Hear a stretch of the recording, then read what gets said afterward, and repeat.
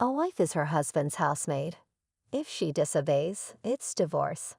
My husband Tom stole my black card and went on a spending spree, taking advantage of me and the fact that I'm working while they're vacationing abroad. I can't stand being disrespected like this. Sure, I replied, seething with anger, and while brushing off his call, I began to hatch my frightening revenge plan. I'm Holly Smith, once a top star in the USA, a former actress who dazzled the world. I even made it to Hollywood, captivating men globally and making headlines overseas. My fame was truly astounding. I left the limelight when I married Tom. He was my ex-manager and aide, expertly supporting me in my globetrotting career, handling everything from my health to my private life. He's still helping with my current business ventures. Now we jointly run several fashion stores. I left the limelight 10 years ago at 21. My decision to retire at the height of my fame created a media frenzy. Die-hard fans were even showing up at my door. I got flooded with fan mail daily, pleading with me not to quit, and my departure even sparked a societal buzz. Despite numerous baseless rumors and tabloid stories, Tom and I tied the knot in sheer happiness. Everyone around me supported us. Right before retiring, I launched my fashion label, and now Tom works for me. He is in finance while I thrive as a shrewd businesswoman, pushing our models to success. Our life seemed idyllic, but recently, Tom's been acting strangely. He constantly sighed in exhaustion at home, giving me these defeated looks. Tom, what's the deal? You seem down. Anything wrong at the office?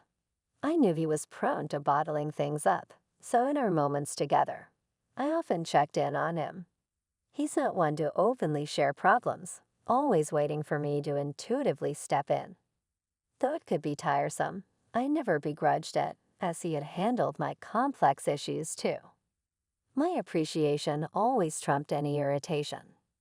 You know, I'm sick of being the sidekick, always doing what you say, he blurted out unexpectedly, catching me off guard. What's this all about? You've never mentioned anything like this. Tom often lashed out at me with his words.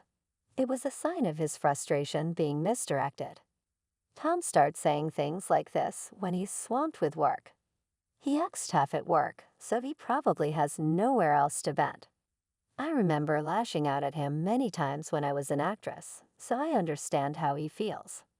But still, his unexpected words shook me, and I found my voice trembling. I've been holding back, Holly's always busy, and I'm just being supported. Tom may earn more than the average person, but he's still just an employee at our company. I earn more than him, but I never thought it mattered who earned more in a marriage. His words were a shock to me. Even when you come home, you're all about work, hardly paying any attention to me. When we go shopping, you just buy whatever you want. How do you think I feel watching that? Despite appearances, I've been really patient. You know, why can't you be more considerate? Tom looked at me with dissatisfaction, his lips pursed like a spoiled child. Frankly, his words irritated me. Our household is almost entirely supported by my income. His salary is his to use as he pleases. As I told him, it's my way of thanking him for all the trouble he's gone through and the support he's given me. There were times when he supported me financially during our poorer days. I wanted to repay him for all the times he sacrificed his personal time for me right up until the day I retired. It hurts to hear such ungrateful words. The clothes and accessories I buy are from the savings I manage. If anything, I'm the one making sacrifices. This thought sparked anger in me. Holly, you're too free. I want more time off, and I want to travel leisurely. The salary's good since joining the company, but there's just no time. I left showbiz and joined your company to support you, Holly. Don't I deserve more gratitude? Stop prioritizing your own time and give me a break. When I retired, he stayed in showbiz, saying he'd continue being a manager.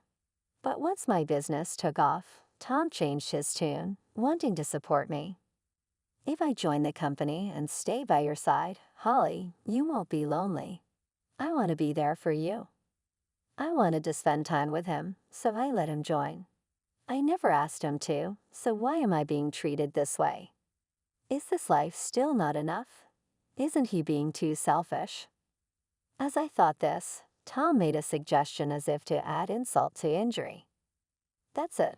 My parents' 60th is coming up. Can I get some time off for a celebration? That's all I ask. I won't be selfish anymore, but I want 2 weeks off. I want to take them on a trip to Japan. They've never been, and I want to show them the tasty food and beautiful sights. I braced myself for what he might say, but his unexpected request made me blank, and I felt something off. 2 weeks off is nothing big, something you could easily request at work without making such a fuss. Our company is known for being fair. No one would begrudge a leave request, and we are well equipped to handle someone's absence. Yet he makes a scene and negotiates directly with me. Something's not right, but these are just suspicions, nothing concrete. I tried to calm my irritation and responded coolly. I'm okay with that, but I can't make it this year. There's a crucial fashion show for the models in my agency, and I also need to prepare for the Paris collection. My schedule just doesn't align. Can you ask if next year would work? I can adjust my schedule then. As a daughter-in-law, it's expected of me to attend my in-laws' 60th birthday celebration. However, our company has 2 big events lined up this year, leaving no room for personal travel. I tried to negotiate a different date, but Tom refused with a smile. It's fine. We'll just have it with my side of the family. I want to spend some quality family time. Being the accountant, my absence for a week won't really disrupt work, right? Tom's words about wanting to spend time just with his family hurt me deeply. His insinuation that I was a nuisance pierced deep into my heart. So, how about it? I deserve some free time too, right? Tom always had a way of speaking without thinking. He's harmless, but sometimes thoughtless. It's one of his flaws, but I chose him as my life partner, knowing no one is perfect.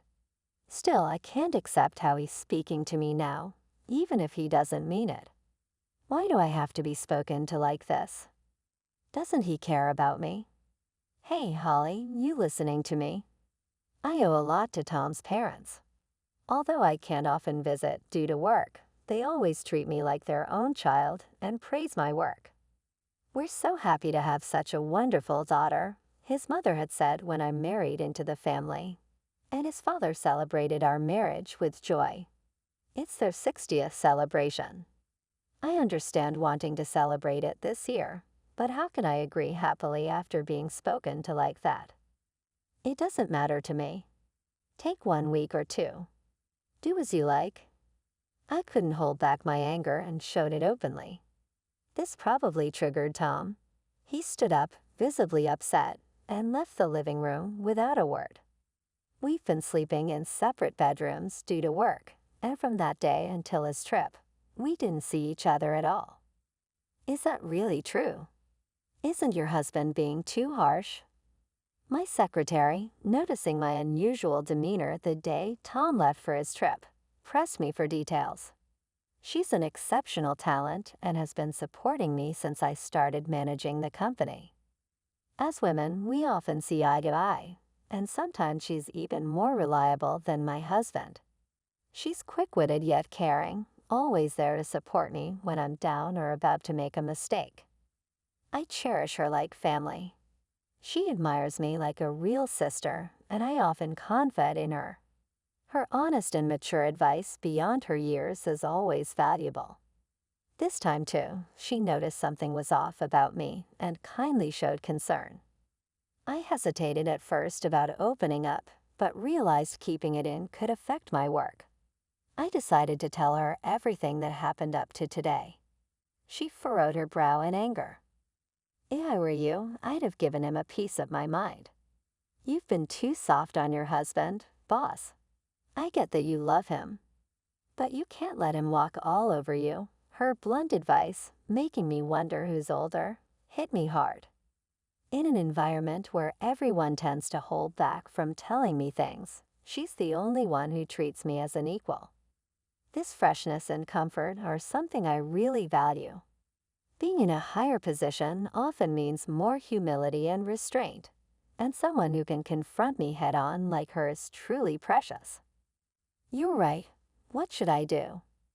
You can call him, right? Why not talk after work today?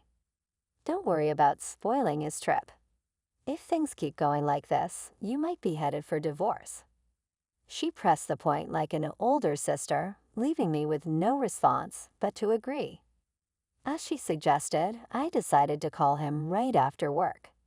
He's in Japan. There's about a 15-hour time difference from the US. For instance, if it's 5:00 p.m. here, it's 8:00 a.m. there, about the time they would finish their breakfast. I had sent him an email in advance to let him know I needed to talk, so he should be expecting my call. I called thinking he'd surely answer, but there was no sign of him picking up. Maybe he's still enjoying himself with everyone. I'll try calling again later. I tried calling every 30 minutes, but still no answer. Worried, I contacted my mother-in-law to check on him. "Hello, Holly. You must be tired. I'm sorry we went on this trip without you. We told Tom we'd prefer you to be with us, but he insisted." I knew from Tom that his mother used to be a strict educator, but now she's much softer and always shows concern for my busy life. "Never mind. We're so busy at the company this year, I couldn't make time. I'll definitely make it up to you next year, okay? Oh, don't worry about it. Just having this wonderful trip as a gift from you is more than enough for us." Her kind words, like smiling, struck me as odd. "Wait, a gift?" I asked, puzzled by the unfamiliar term. She seemed surprised by my question and explained the situation to me. "Oh, isn't it? Tom told us this trip was fully paid for by you since you couldn't join." What? I couldn't help but shout in surprise over the phone. My mother-in-law realized I didn't know anything from my reaction, and she hurriedly connected her words. "Isn't this the trip Holly arranged? Tom paid for everything with Holly's card, so I thought it was from you."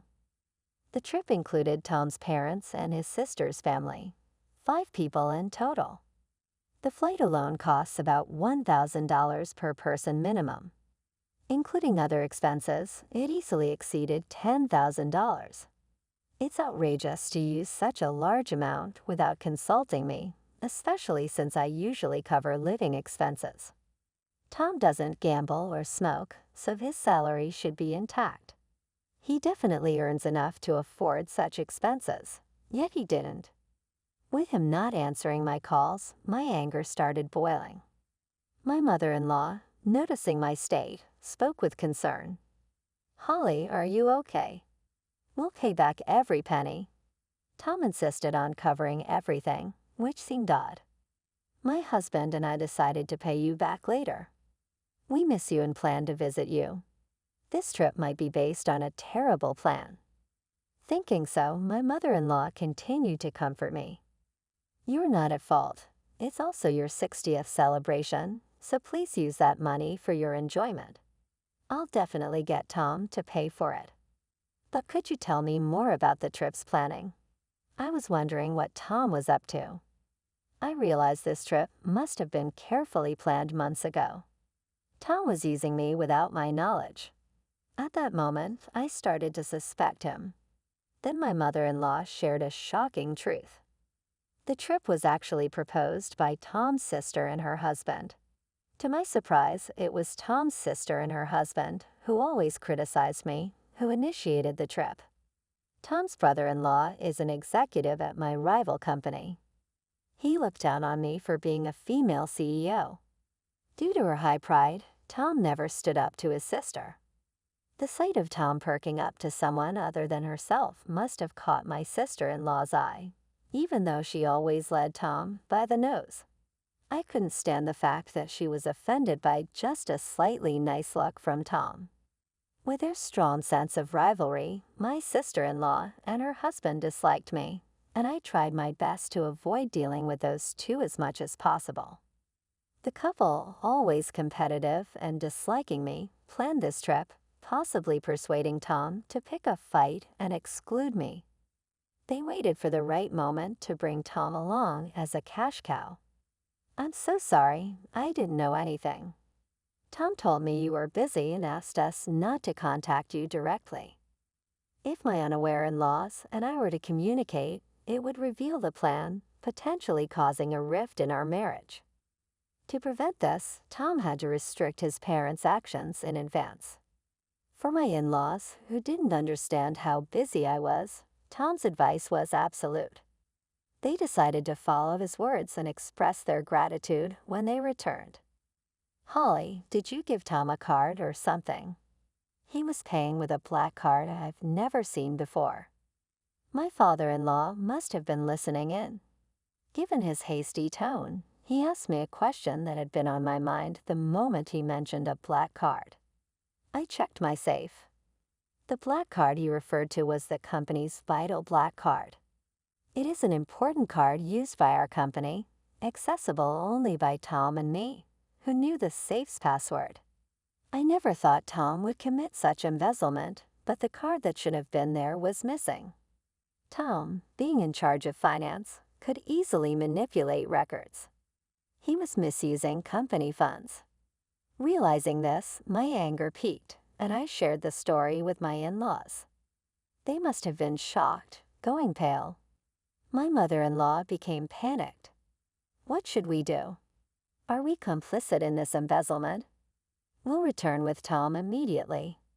We're as guilty as he is, even unknowingly. We'll accept our punishment once we're back, my father-in-law, a man of strong responsibility, said.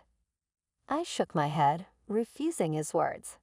It was all engineered by Tom's sister's family and Tom. My in-laws weren't to blame. I couldn't punish them. No need for that.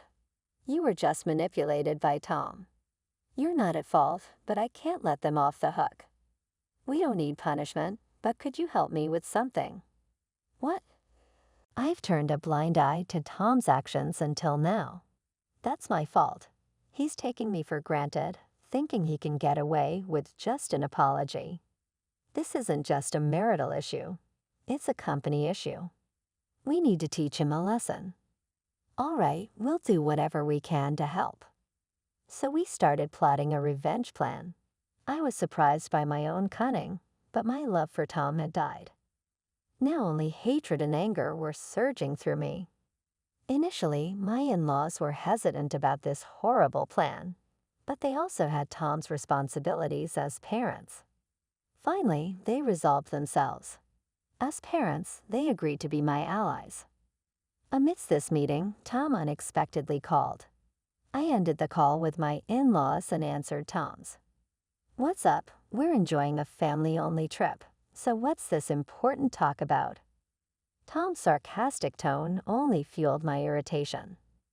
You took your time calling. Did you go a little wild, huh? No way, just having drinks at a nearby bar with Mom and Dad. This confirmed he was lying. I had just spoken to his parents, and there was no noisy bar sound in the background.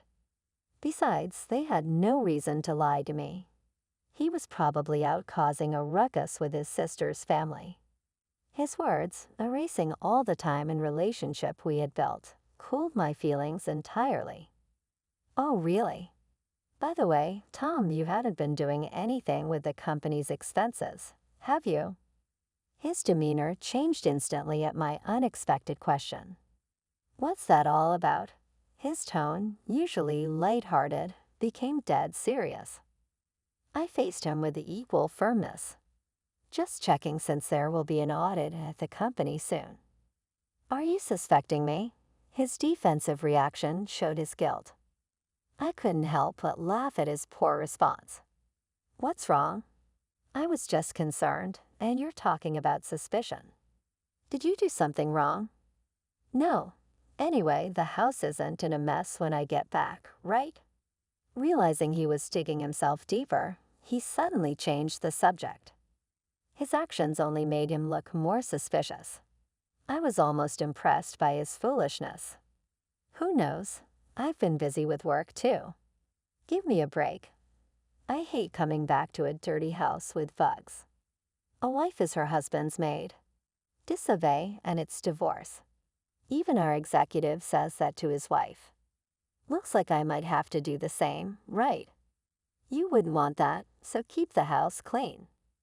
I had never seen him getting along with the executive. His current words were probably all his own thoughts, but aware of his weaker position, he used the third person to express them. His patheticness made me sigh.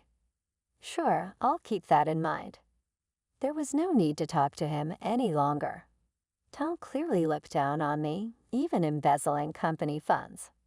Embezzlement is a serious crime, and I could take him to the police. No mercy, even for a spouse.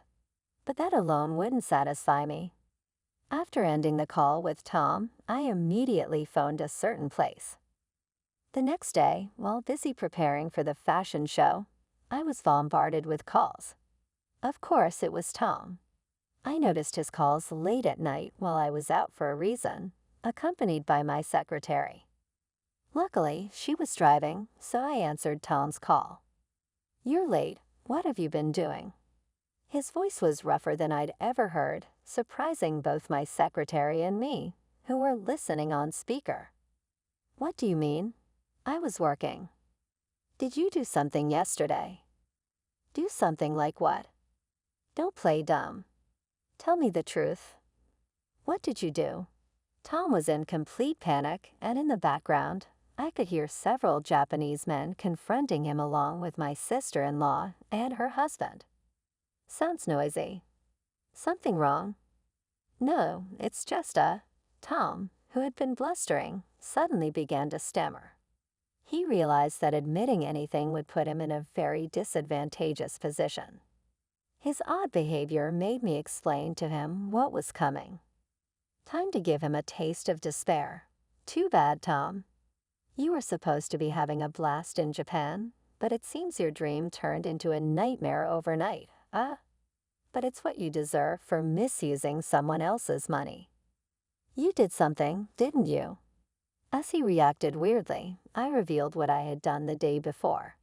I had contacted the president of the credit card company I was contracted with despite it being after hours. He agreed to help me due to our long-standing relationship. He immediately suspended the company's credit card. If a credit card is misused, the company doesn't have to pay the store, leaving the store at a loss. However, Tom had arranged to pay the entire bill at checkout, so with the card blocked, he couldn't pay and was now being interrogated by the hotel receptionist. Tom's mom and dad have already checked out. The taxi I reserved for them left with them, so there's no one coming to pick you up, I said. My sister-in-law, who was cornered, bombarded Tom, asking what to do next. Hearing this, Tom panicked even more and directed his anger at me. "How can you do this and think it's okay? You ready for a divorce?" he shouted. "Go ahead. I'd rather not have a husband who embezzles company funds. I already spoken to a lawyer and we're moving forward with divorce proceedings," I replied calmly. "What?" Tom was visibly shaken by my unflappable demeanor. "I've overlooked so much of what you've done, Tom. There was a time when you supported my work, and I was grateful, but I've reached my limit. My patience is exhausted." "That can't be." Realizing he was in an absolute crisis, Tom finally understood my fury and let out a pitiful cry. The receptionist relentlessly demanded payment from Tom and his group, who were now cornered in despair. None of them could speak Japanese, relying on a guide for communication. Listening to their situation, I suggested switching the call to me. "No one there speaks Japanese, right? Let me talk to them for you." "You're going to help." Gladly. Tom must have thought I had a change of heart. Realizing his mistake, Without hesitation, he handed his phone to them. I explained the situation to the receptionists in Japanese, and they quickly grasped it, seeming quite cooperative. To ease their worries, I also gave them my contact information, which my secretary noted down. They happily agreed to my proposal after a friendly chat and returned the phone to Tom. "What happened? Did you sort it out?" "Yes, I've taken care of it. Now it's up to you guys." "Really? You're a lifesaver, Holly." "I love you," he said, and then hurried off, apparently called by the receptionist. Tom, clueless, ended the call and followed them. "Are you sure about this? It probably won't end well," my secretary asked. "Perfect, right? It's ideal for them to see hell," I replied. An hour later, as expected, I received a barrage of calls again from Tom.